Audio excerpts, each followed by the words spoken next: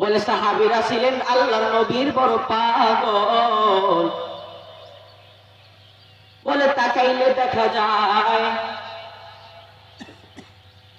নতুন বিবাহ করার পর হযরতে হানজালার ঘটনা। প্রথম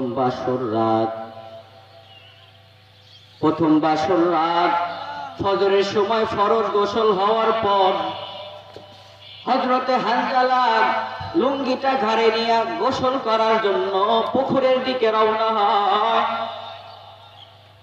তেমন অবস্থায় কানের মধ্যে আওয়াজ যে হানজালা, আল্লাহর নবী দুনিয়াতে নাই, আল্লাহর নবী দুনিয়াতে শহীদ, আল্লাহর নবী জমিনের জিন্দা নাই। এমত অবস্থায় হযরতে হানজালা লুঙ্গিটা ঘাড়ের মধ্যে থেকে ফেলাইয়া দেয়। ঘরে যাইয়া বিবিকে বলতেছে, আমার বিবি গো, এই নাও আমার লুঙ্গি আর গামছা নিয়ে নাও। বিবি ডাক দিয়া বলে, আমার স্বামী যান, আপনার না ফরজ গোসল, গোসলটা কইরা তারপরে যান। বিবি ডাক দিয়ে স্বামী ডাক দিয়া বলে, ও আমার বিবি গো, আমি তো এত দুর্বল আশিক না, দুনিয়াতে বাপ মার ধর্ম ত্যাগ করিয়া আল্লাহর নবীর কালেমা পড়ে মুসলমান হয়েছি, আল্লাহর নবীর চেহারা দেখে মুসলমান হয়েছি, আল্লাহর নবীর হাতে কালেমা পড়ে মুসলমান। আর আমার সেই নবী শহীদ, সেই নবী দুনিয়ার জমিনে নাই।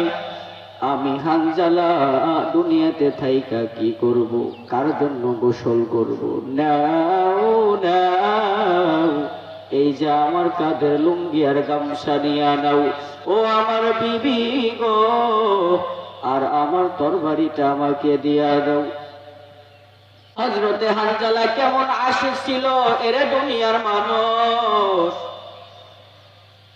ভালো করে কান খুলে শুনে নাও, তুমি আর আমিও আশিক। আর হযরতে হানজালা সাহাবায়ে কেরাম ছিল আল্লাহর নবীর আশিক। তরবারিটা নিয়ে যুদ্ধের ময়দানে দৌড়ায়। প্রতিবদ্ধে যাওয়ার পর সাথে সাথে হযরতে হানজালা শহীদ, কিন্তু আল্লাহর নবীর কিছু হয় নাই, তিনি জিন্দা। কেমত অবস্থায় অনেকগুলা লাশ যুদ্ধের ময়দানে শহীদ হয়ে যায়। আল্লাহর নবী সাহাবীদেরকে বলেন, ও আমার সাহাবী, এই যতগুলা লাশ এখানে আসে শহীদ হয়ে গেল, সবগুলা লাশ আইনা তোমরা দাফন করে দাও বিনা গোসলে, এদেরকে গোসল দেওয়া লাগবে না।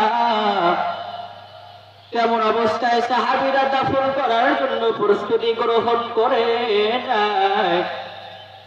তেমন অবস্থায় এক মহিলা হাতের মধ্যে মেহেদি লাগানো বিবাহর নতুন জিরাত, আল্লাহর নবী কায়সা বলেন, এ আমার প্রিয় নবীজি,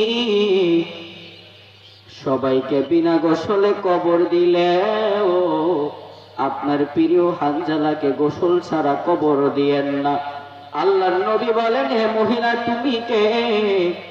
বলেন, ইয়া রাসূলুল্লাহ, গতকালকে যে আপনি নিজেই বিবাহ পড়াইলেন, আপনি তাকায় দেখেন আমার হাতের মেহেদি এখনো পর্যন্ত ওঠে নাই।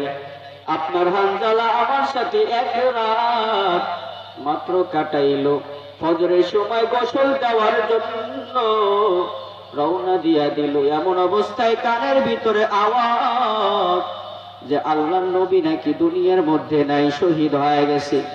এমন অবস্থায় আপনার প্রিয় হানজালা আমাকে বলে, ও বিবি, দুনিয়াতে কার জন্য গোসল করব না, আর আমাকে তরবারিটা দিয়া দাও। আসার সাথেই হানজালা শহীদ হয়ে গেল। তো আল্লাহর নবী বলেন, হানজালা আল্লাহ চাই না, গোসল করা দাফন দাও।